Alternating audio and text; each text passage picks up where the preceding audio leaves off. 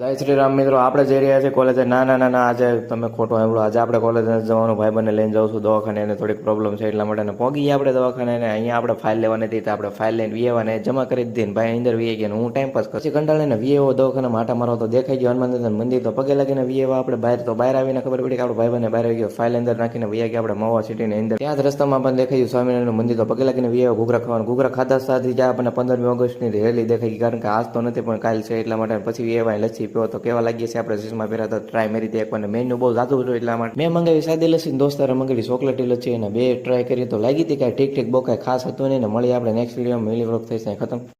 તો ભાઈ લોકો હું આવી ગયો તો વોઇસ ઓવર કરો અને મેં હું જોયું તમને ખબર છે? હા ભાઈ તો ભાગી ગયા.